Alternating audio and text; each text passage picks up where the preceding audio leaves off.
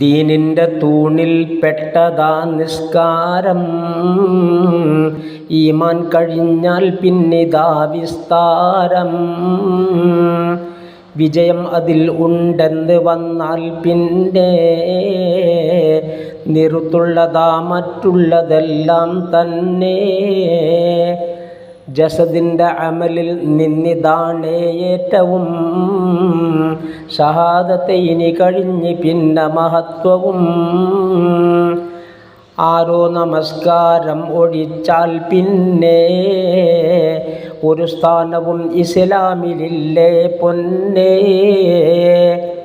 ജനദൃഷ്ടിയിൽ മതിപ്പുള്ളതായി ഗണിക്കപ്പെടും, മതദൃഷ്ടിയിൽ അവൻ ഹീനനായി തള്ളപ്പെടും.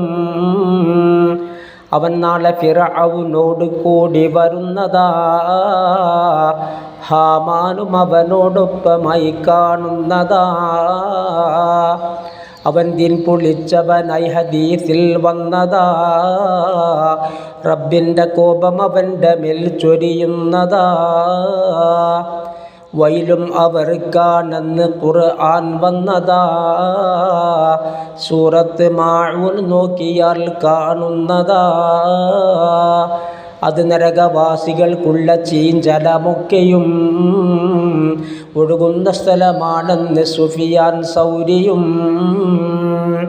അതികഠിനമായൊരു ശിക്ഷയാ വൈലെന്ന ഖൗൽ ഇബ്നു അബ്ബാസും പറഞ്ഞതു തന്നെ.